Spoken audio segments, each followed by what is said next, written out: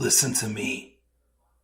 If there was a wise man who would ever think of this, they would say in order to be superior to the man, you've got to be the man. For I am the man himself.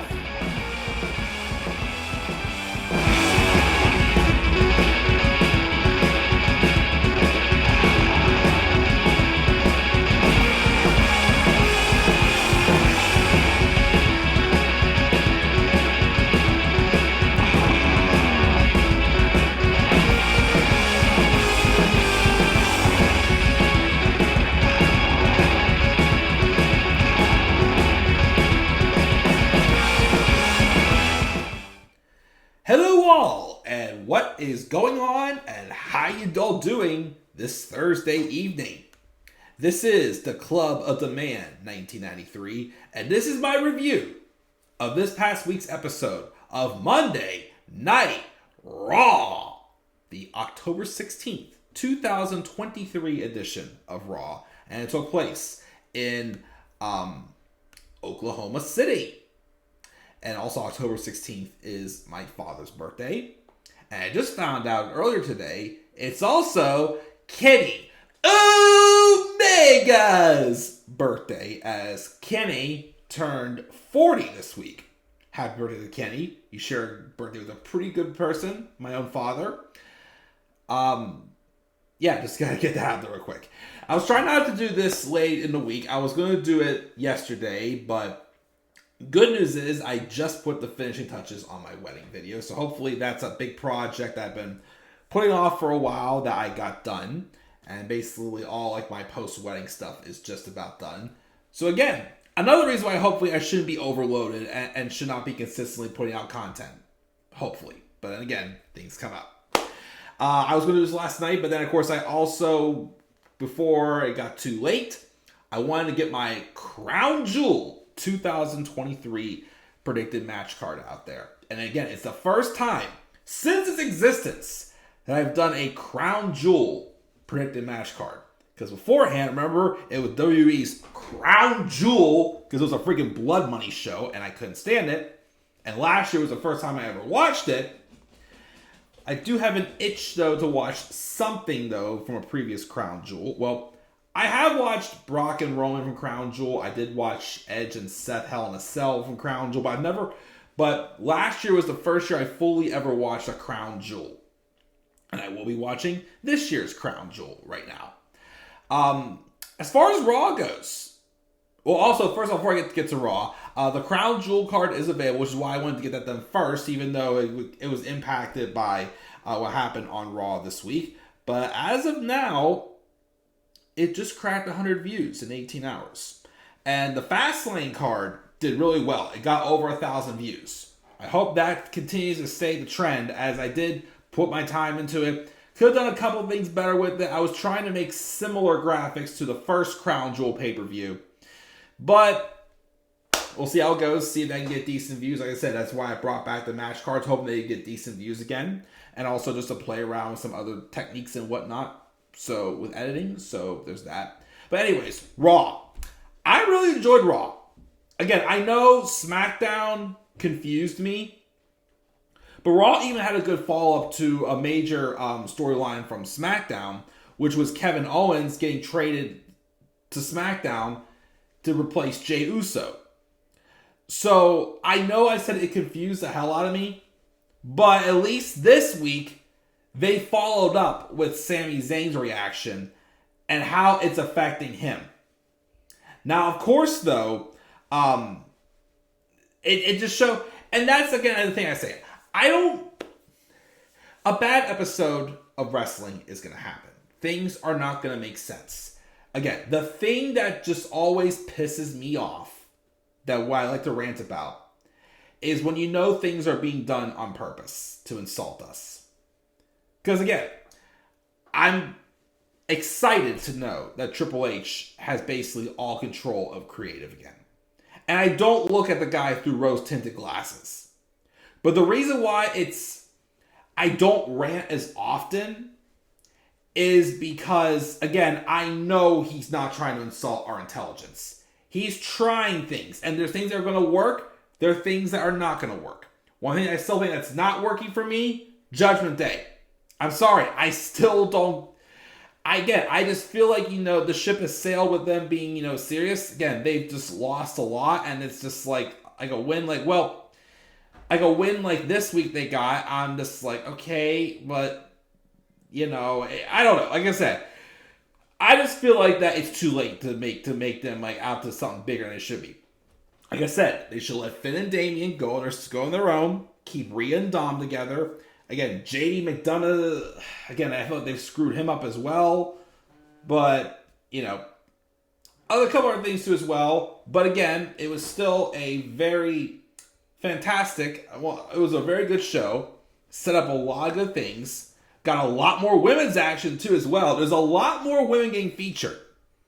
And I'll talk about something that was kind of discussed when I watched the review for our good friend, Just Alex. And I do like the point he made. So I'm, of course, going to kind of talk about that briefly when I get to it. But my wife's making dinner right now. We're going to get rolling. We're going to get talking.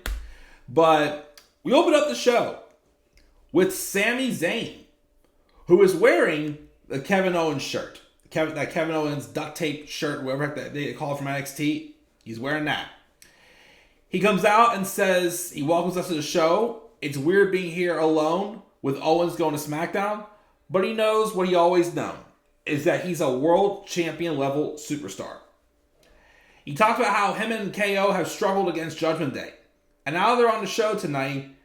They're the ones getting the tag title shot. But he knows is that the last year of his career has been the best, and it's because of the fans. Which does bring out the Judgment Day. They talk on Sami Zayn saying they're going to take their tag titles back tonight, and Rhea couldn't help but see that Sami's looking kind of lost. They used to recruit lost superstars to give them direction, but they have a different plan for Sami. Instead of trying to recruit him, they want to get rid of him permanently. And they make their way down to the ring, but then Jey Uso come out and makes a save with a couple chairs. And the Judgment Day retreat, even though it was, no JD, so it was technically 3-on-2. Well, it could have been, better with Rhea, because Rhea's not afraid to go in there and fight the men, but they all retreated. As of course, there's been advertised that Cody Rhodes and Jey Uso is going to defend their tag titles against the Judgment Day in a rematch from Fastlane in the main event of tonight's show. So we had that opener. Like I said, I do like that we've established, they planted a seed here. They're telling us, okay, there's going to be a story with with Sami Zayn now being on his own. Could that maybe lead to him, because again, keep this in mind. We know Roman and Cody's both going to happen at WrestleMania. We still don't know who's going to fight Seth Rollins for the World Heavyweight title, if he's still champion by then. He still could be, I don't know. But again, you never know. Sami Zayn could be a long-term investment to eventually begin another world title shot. They could put the world title belt on him. Again, he's basically, for the most part, back to where he was in NXT. The underdog babyface character. Which, yes, I love it. About damn time. Because he should not have been a heel for 5 freaking years. He's a pure babyface. He's a purebred babyface. And I'm glad to see that WWE's given that direction again. Of course, we ain't done, though, with Sami. We first then have a promo with Shinsuke Nakamura, subtitled, talking about how Ricochet is like a bug that he's going to crush underfoot. And Ricochet gets ready to make his entrance for a Falls Count Anywhere match. Before we get to that, though, we have Sami Zayn backstage with Jey Uso. Now, this gets interesting. Sami tells Jey, my dog, I just need some space. And Jay's like, we good? Sami's like, I want to be good, and I want to be happy for you. And he's grateful that Jey saved him, but all he can think about is that it shouldn't be Jey having his back. It should be Kevin. And Jey, unfortunately, is the reason why Kevin's not there. Jay says he didn't know he felt like that. And he still hasn't. And it is what it is. And he goes to walk off. But then Sami gets frustrated by that comment and he knocks the ladder over. And he chases after Jay. And if Vince was running the show, I'm pretty sure he would turn Sami heel and have them feud here. But it's just... Maybe they will eventually do like a Sami and Jay match. I don't know. Well, I still think this is like a tease for War Games. And I think someone even mentioned the idea of like maybe mixing people from Judgment Day and the Bloodline in there. Like maybe doing Damian, Dom, and Finn, and then Jimmy and Solo, and they take on like Cody, Sami, Jay, Kevin Owens, insert him in there, and maybe Drew or Cena. I don't know, but I feel like that's the direction they should go to Judgment. I feel like I don't think this is going to lead to a match with Sami and Jay. I think there'll be just some like teased tension because, you know, Jey Uso on Raw is like the whole rocking back and forth whether people like him or not, because again, he has a history and he's still trying to make amends with people. There's some people like Drew McIntyre who still can't let it go. So there is, you know, like I feel like an interesting direction. But anyways, after Sami is frustrated and knocks the ladder over, he chases after Jay and tells him, forget all that. He's sorry, it's just been a tough week. And then Jay forgives him and they embrace. And then we have Ricochet and Shinsuke Nakamura in a very, very good Falls Count Anywhere. The highlight of the match for sure was when Ricochet did that shooting star press off of the balcony and onto Nakamura into the concrete. Also, Shinsuke Nakamura, again, is using the GTS. People are saying that, again, it's still a tease for CM Punk. It could be, who knows, like I said. I'm not going to even think about it unless it actually happens. But anyways, this was a great match. Again, like, the shameful part is when this, like, rivalry between these two kind of started, when they were both still baby faces, they were fighting over who gets to fight Bronson Reed.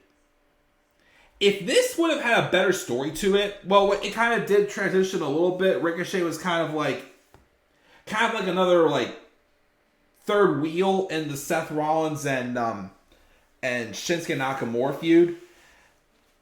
Ricochet, you know, is the human highlight reel.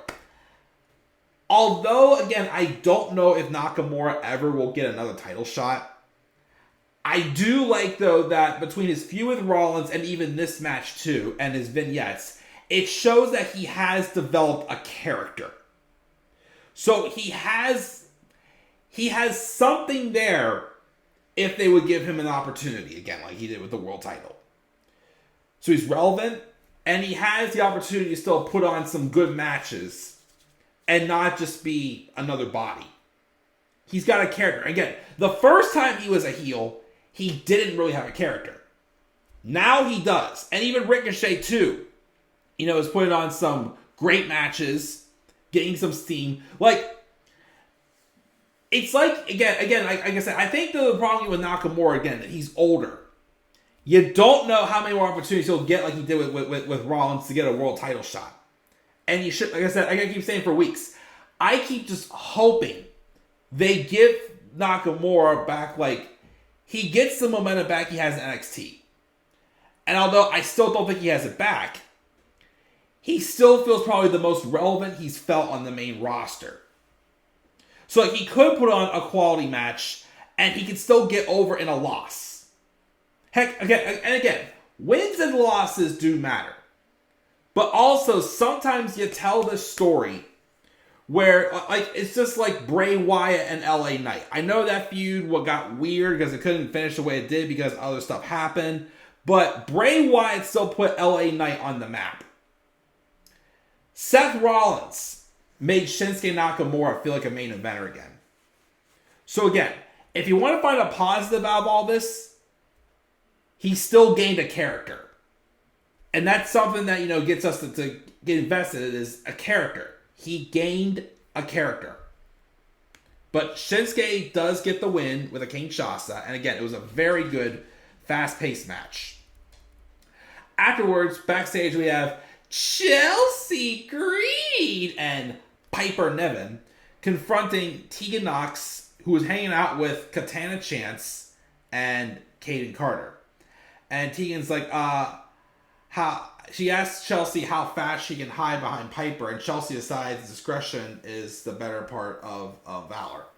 And then we have Piper Niven beating Natalya. I kind of keep, and afterwards, Chelsea and Piper beat down Natalya, but Tegan Nox makes the save.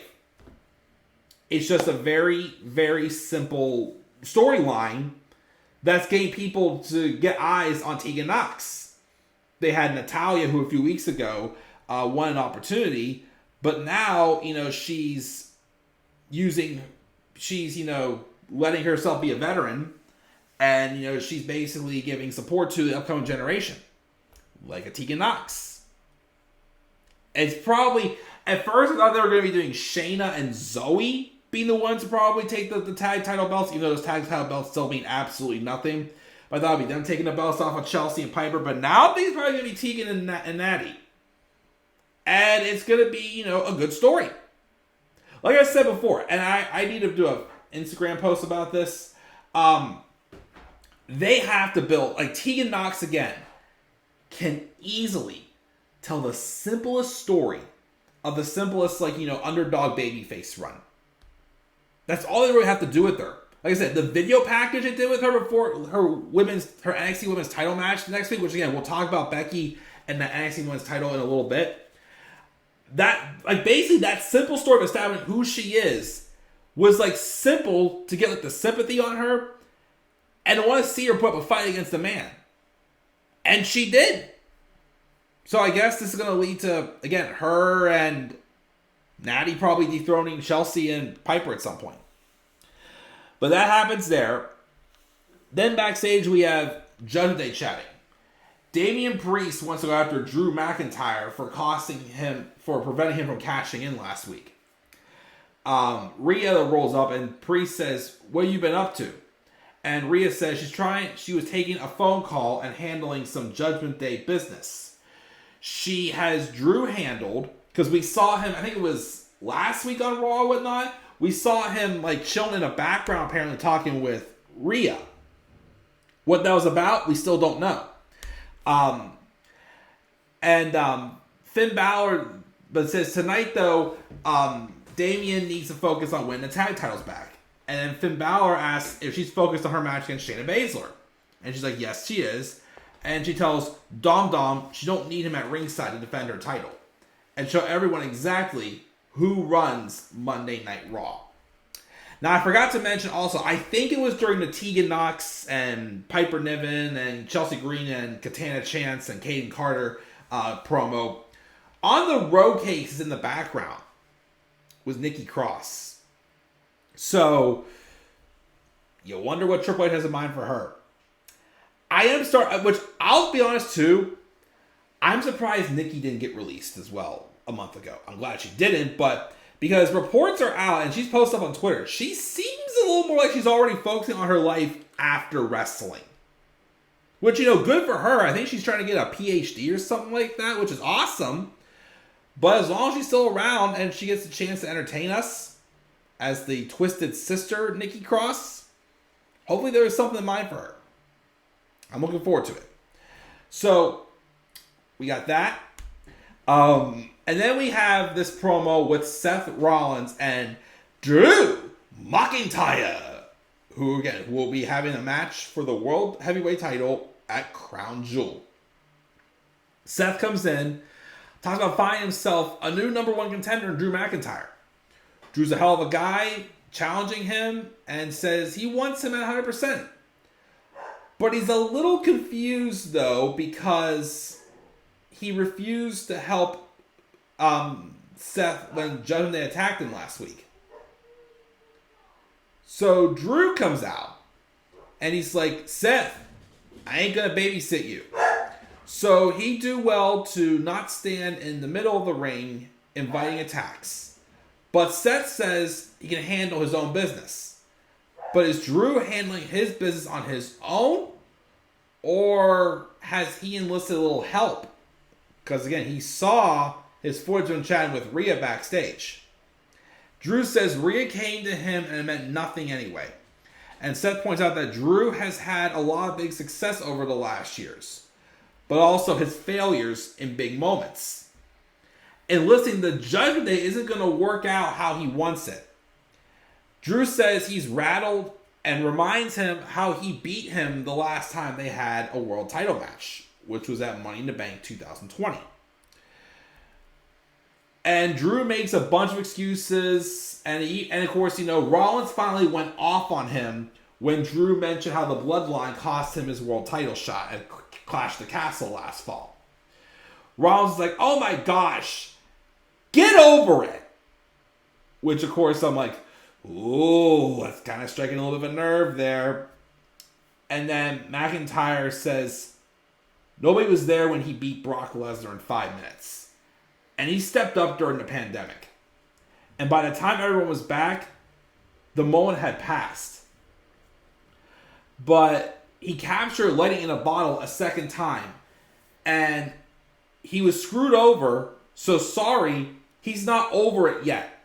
He still wants that moment. And this is the third time. And Seth has to think long and hard of how he's going to reinvent himself when Drew beats him and takes the title at Crown Jewel. Yikes. Firing some shots there. Rollins said he spent 4 years fighting back to the top of the mountain, which is very true. And all he's hearing is excuses. He's pointing fingers, and he's promising that Drew won't get him where he wants to go. He's going to beat Drew at Crown Jewel, and it'll be the best thing that ever happened to McIntyre. Because McIntyre will not be having excuses. The only person he's going to blame is himself. Yow, that was a very, very savage promo there. And again, I find it so interesting because again, when Rollins fired that shot, again, I really got my eyes on this whenever Rollins told Drew to get over what happened with him in the Bloodline last year. And to stop making excuses. Because Drew's like this guy right now, again. He's basically a tweener. He's not a heel, but he's not a full-on babyface either. But it feels like he's a ticking time bomb. He wants Seth Rollins at 100%. He wants this. He wants that. Like, to me, it's like he's like trying to like throw us all off. He could be playing some pretty good mind games. And again, the story with him in this role he's in right now is excellent. He could possibly be the one to dethrone Seth at Crown Jewel. You never know. We'll have to see, though, where that character development goes. If he remains a face or if he does, in fact, turn heel. Because they're definitely leaving me wondering, too, which way he's going with this. We, of course, got a hype reel of Logan Paul winning some sort of MMA fight, and then he's challenging Rey Mysterio in a U.S. title match for Crown Jewel. So, yeah, originally, if you saw my Crown Jewel card predictions, I was thinking maybe they were going to do Logan Paul and John Cena, but of course, I gave John Cena a different opponent for Crown Jewel, which I'm going to try to do a short about this other opponent sometime this week. I'm probably going to at least post about him on Instagram, but maybe I'll do a little short sometime soon with that. We'll see. But anyways, we have that. We got Ludwig Kaiser taking on Johnny Gargano, which this has been the first singles match on live TV for Johnny in quite some time. But that was a good match. Of course, Ludwig gets the win after Giovanni Vinci rakes the eyes to break up a pinfall while the referee's distracted. So I'm assuming maybe it's going to for a possible pay-per-view match with DIY and Imperium. We'll see. Let's talk about NXT, as he calls it. Becky Lynch, who runs into Indy Hartwell and Candice LeRae. And then Indy's like, yo, when am I going to get a shot at this title? Because I never lost it. And Becky's like, I'll go to Adam and make it official. She turns around and she runs right into Rhea Ripley, which some say that's a tease for a WrestleMania match, which I do want to see that match on pay-per-view eventually. If they do that match, though, I kind of want it to happen at Rumble. Because, yeah, I still want to see, like, someone I'm still, right now, in my mind, unless something changes over the next 2 or 3 months, I still want to see Zoey Stark be the one to win a Women's Rumble and be the one to dethrone Rhea at Mania. I mean, it could be Jade Cargill, which, spoiler alert, she showed up shortly after, sometime later on in the night, as well. Oh yeah, and I think Xia Li showed up and she was like, when do I get a shot? And Becky's like, get in line. She goes, or pick a time, pick a place. And Xia goes, on my terms, and walks away. But what I want to mention is, because I listened to Just Alex's review, and he brought up a good point. So, with people like Tegan Nox getting a nice rub, and of course people down NXT are getting nice rubs from wrestling Becky Lynch for this NXT Women's title. Yes, I still don't like it that 2 main roster stars are currently holding NXT titles. But, to Becky's credit, this reign as NXT Women's Champion has felt like a, I'm getting similar vibes I got from whenever John Cena was United States Champion in 2015 and held his open challenges. Like, yes, she's winning all her matches, being a great fighting champion, but she's also getting attention on these other stars. Are they coming up short? Yes. But, like, a Tegan Nox, you kind of got her back on the map. Like, again, wins and losses do matter. But if you have a match that helps you develop a character, develop a direction, that's still great. Like, okay, I know he's a controversial name, but keep this in mind. Velveteen Dream became a star from his first 101 pay-per-view match against Aleister Black at TakeOver War Games in, I'd say, 2018, I think? 18 or... No, 17. It was 17 because Aleister Black came to NXT in 2017. So yeah, it was TakeOver War Games 2017, Aleister Black and Velveteen Dream. Velveteen Dream lost that match, but he still became a star.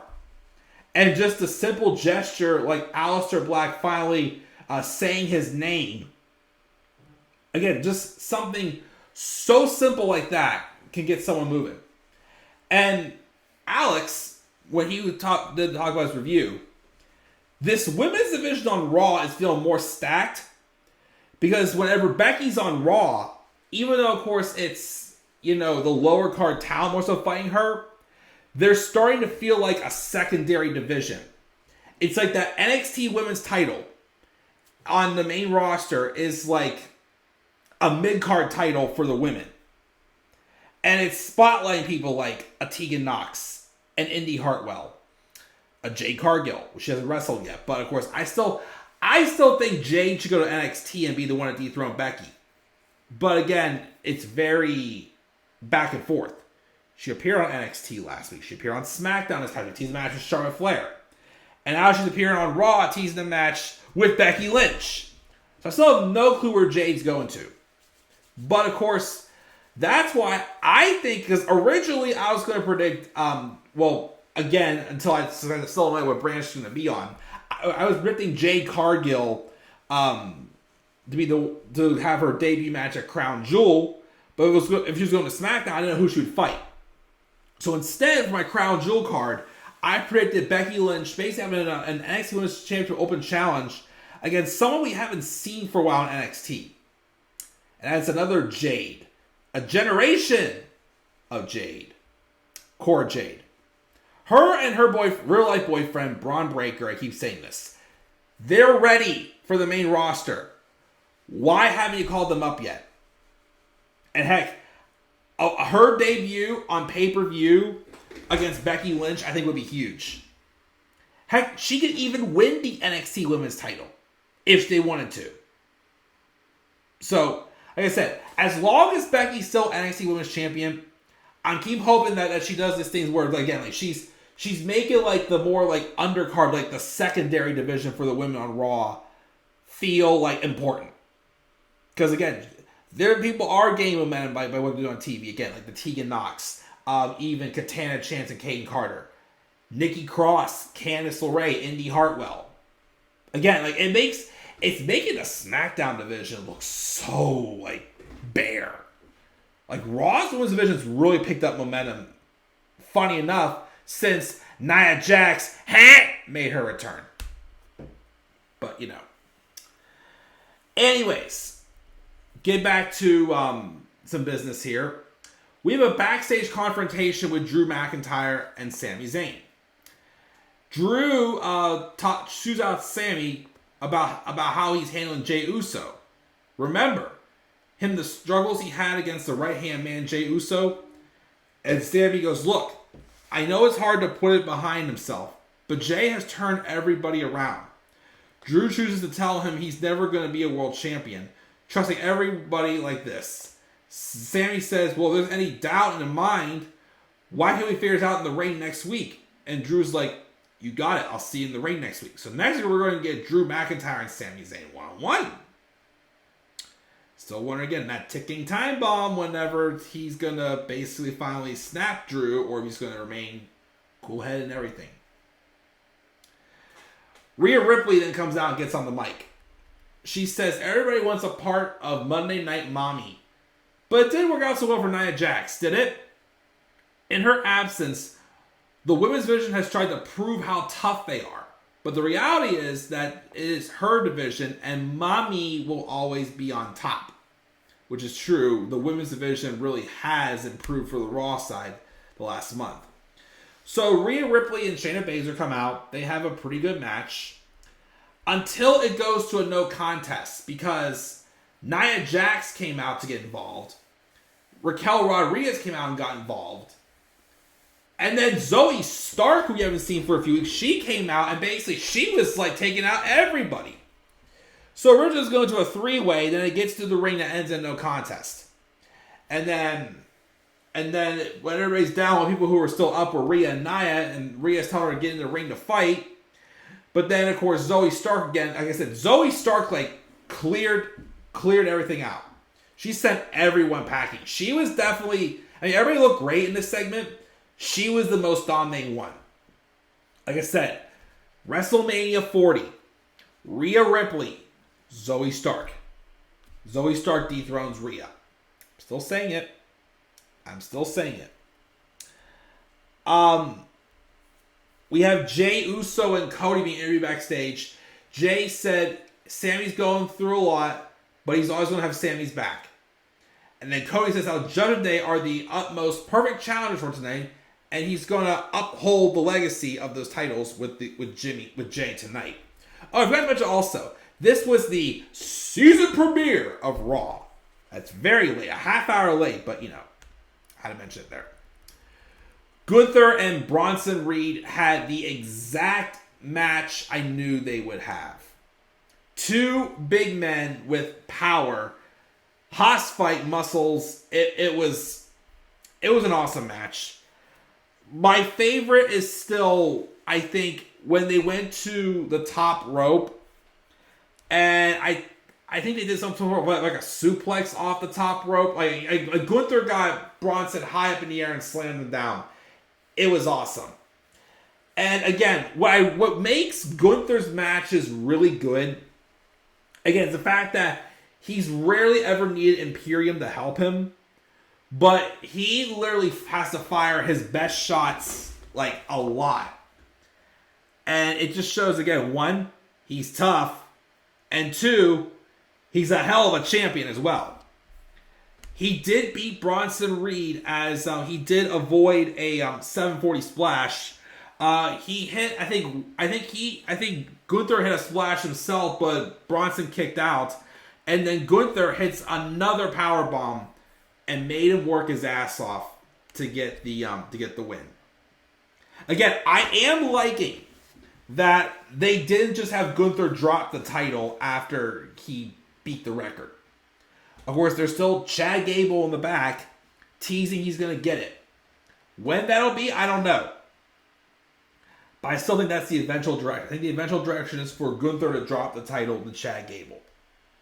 And then I still think at WrestleMania, if he doesn't win the Rumble and fight Seth for the world title, you got to do Gunther and Brock Lesnar at WrestleMania 40.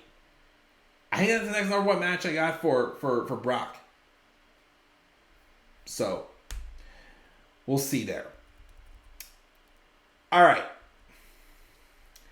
I got a couple things to say about this next segment. So, The Miz was going to be interviewed. And let me file a quick disclaimer here. I'm a married man. No one is ever going to be more beautiful and more excellent than my own wife. But, a little secret, my wife is okay with celebrity crushes. And I'm sorry, I have held this in the longest time. And I just gotta let it out now.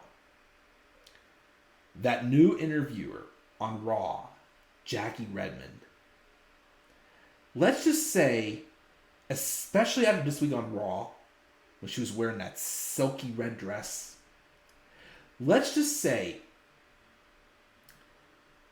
and again, she's not wife material. Nobody is wife material except for my own wife.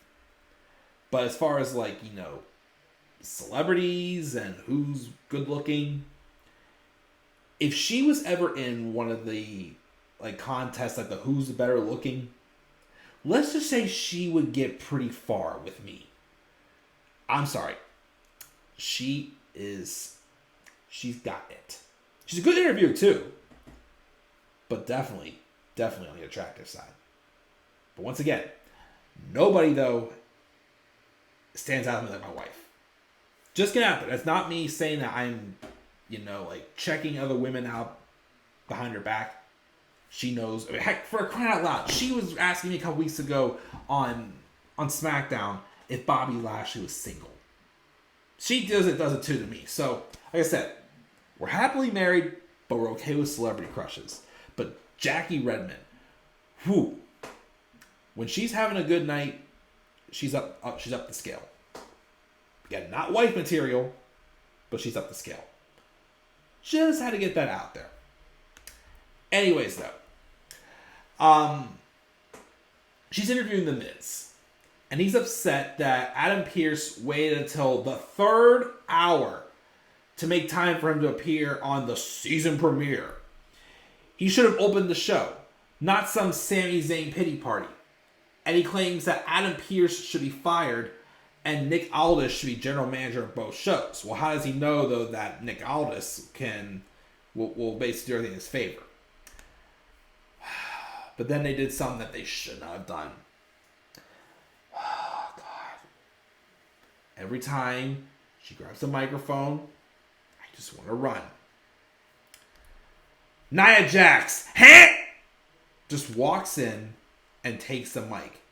She goes, "Does everybody see what's going on here? Everybody's hitting me with their best shot. But I'm still standing looking pretty. I haven't hit anyone with my best shot. They stay down. And on Raw, I do the squashing. Oh my God, I love to squash people. Oh my God, everybody's talking about me. Oh my God, every day it's like, oh God. Hit it!" After that painful 15-30 seconds, she slams the microphone back into The Miz. But then Jackie Redmond says, "Sorry, we're out of time, Miz." Sorry. Then we have Adam Pearce was on the phone dealing with someone. Rhea Ripley rolls up and it's like, get this women's division in order. Adam Pearce is like, you don't roll up here and make demands. If you want to make a statement, at Crown Jewel, you're defending your women's title against Nia Jax, Raquel Rodriguez, okay, that's a little more manageable. Shayna Baszler, again, a little more manageable. And Zoey Stark in a fatal 5-way match. I'd say make it elimination style. Make it a little unique and different. Make it elimination style. That's why I predicted, of course, in my card predictions. But cool. I like it. All 5 women. Yes, Nia Jax has the momentum. That'll be a great match. That'll be, again, Rhea Ripley for months has had nobody wanting to come after her title. Now everybody is, and I love it. What I didn't love, though, was afterwards, after she walks away, who walks up to Adam Pearce that we haven't seen for a while? Because for 10 months, he is always coming to Raw. I'm not going to go off on a tight, I'll go crazy with all the jokes, but Indus rolled up. Yeah, Indus rolled up, and basically they're saying, we're saying, they have something in mind for them. Oh boy. We'll see whatever that happens, but oh yeah, we have Alpha Academy working out, and Akira Tozawa's in the back room. New Day, background. New Day roll up to say if they're talking about the tag titles, they should be talking about them. And then Chad Gable books a match with Alpha Academy and the New Day for next week. Okay. And then he wants to find who has the best hips in the biz. And then Akira Tozawa just does this goofy little dancing. Tozawa is basically, like, under Triple H, Tozawa is basically like an R-Truth. An undercard little comedy act that when he gets a chance to, like, let loose, he actually does really good. Makes me chuckle. Speaking of which, when is R-Truth going to be back? I know he got injured on NXT last year, but he should be back anytime soon. But yeah, we got Tozawa shaking it. Gunther also has a backstage segment where he runs to the rest of Imperium, giving him a round of applause. He congratulates Ludwig Kaiser on winning this match, and tells Giovanni Vinci, gives him crap for not doing enough, and says he saw Johnny still walking around backstage. So next week, Vinci's going to get Johnny, and he better have him stretch it out after their match. And then we had the main event, which was Cody Rhodes, Jey Uso, and Damian Priest and Finn Balor of the Judgment Day for the Undisputed Tag Titles. Match was good. Things got very interesting towards the end of the match.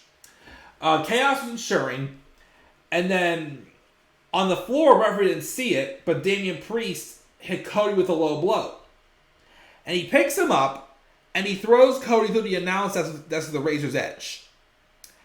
And then Jay goes to check on him, but you tell Cody's like, Jay, you gotta go on without me, man. I can't do this right now. So it's kind of like it's like in the movie where it's like the one guy's down, and it's like, yo, Ray goes, keep going, you gotta finish it. So Jay gets up, and you can see like that look on his face of like, I'm gonna be the hero. So he goes in, and he does battle with Finn and Damian, and even, of course, Dominic Mysterio came out. But Sami Zayn did come out there to equalize Dom. He gets in there, and there were several times where it looked like he was about to lose, but he would dodge it. There were times that he was about to win, but they would dodge it. And finally, after Jay finally decided to pull out some little ooh ah! Like apparently one of his kids calls Roman Reigns in real life Uncle ooh ah! He hit a couple of spears. And he even laid out Finn with a super kick.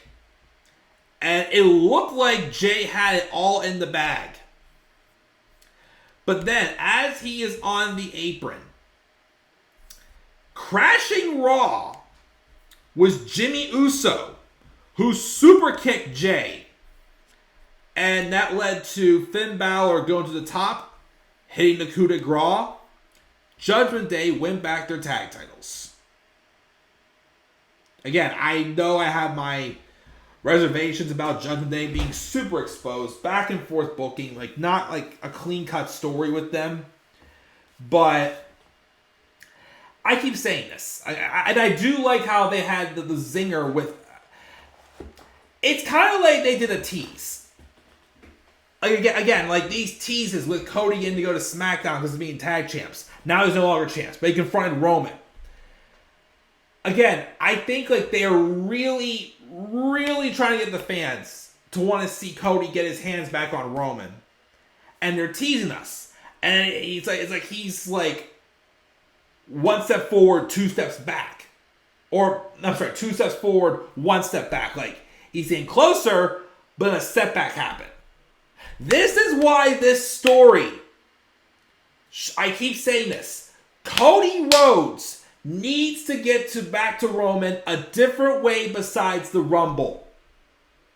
Like, you could have someone like cost him the Rumble or something, if they want to do that. But again, he has to find a different story to him getting to back to Roman. Because I think, again, that moment is going to make it more meaningful when he does get to Roman. Keep going all through these hoops. He dealt with Brock Lesnar. He's dealing with the Judgment Day, who are now having some sort of alignment with the Bloodline, which is why, again, they may mix it in at Survivor Series. With Roman Reigns maybe defending his title, or maybe having a title, a champion versus champion match with Seth Rollins or something like that. Not for the titles, just basically a bragging rights match, but there's kind of unfinished business there. And I think Rollins wants to prove he's a better champion than Roman. So that could happen at Survivor Series, which is why I think there's a chance that Roman may not be in the War Games match if it happens at Survivor Series. And also, what did I say months ago? The thing they have to reiterate is that Cody Rhodes is only not champion right now because of Paul Heyman. Remember, Paul Heyman is Roman Reigns' Nagini. He's the last piece of the puzzle that needs to be removed from the equation to take down the tribal chief. And of course, again, as for Jimmy and Jay, yes, again, I've been saying this for a while now. This Jimmy and Jay storyline should be working. But again, each week with the Bloodline, it just feels like there's more and more and more holes exposed. I think this storyline would have worked better if Jimmy wasn't still associating himself with the Bloodline. Which is why I would have bought into Jimmy joining the Judgment Day whenever they had that segment like a couple weeks ago on SmackDown. I would have bought into that. But again, we'll see. Again, I like how this was kind of like a tease, but they're pulling back. But yet I still don't know what they're going to do to get Cody to WrestleMania. But again, Triple H's in charge. I trust that he has a plan. What that plan is, though, we'll have to find out. And that, guys, that's my review of Raw. I still thought it was a great, great episode. Some great wrestling. Interesting story is developing. Lots of teases. I gave it a B+ out of generosity. Like, I was going to go with just a B, but I felt like there was a lot of, things that, there was a lot of things that made me interested in what's happening next. I think that's why I gave this one with a higher grade than last, because this one, planted a lot more seeds and made me much more interested in more things to come for some of these guys. So yeah, a B+ for Raw. What are your guys' thoughts on this week's episode of Raw? Make sure to leave your thoughts down in the comment section below. And be sure as always to slap a like on the video, subscribe for more content on my channel, and follow me on Twitter at the Club of the Man 93. Also follow me on TikTok and Instagram at the Club of the Man 1993. And of course, this weekend I will hopefully be getting the last 3 of my worst matches shorts done. I'm hoping to also, of course, do SmackDown. I'm hoping to also get the next roller coaster park started, which is Carts and Coasters. That'll be a very fun park. And hopefully more to come. But also, again, do not forget to give the Crown Jewel match card some love. I currently have, let's see here, 104 views on it. As of earlier, I'm 57 subscribers from 2,000. So make sure to continue to be on the road to 2,000 subscribers with the man himself. As hopefully by the end of the year, I'll be in the 2,000 subs club. So until then, guys, I'm checking out. I'll catch you guys all later. And do not forget, in order to be superior to the man, you've got to be the man. And for I am the man himself. And that is not just an opinion. That is a fact of life. Yeah!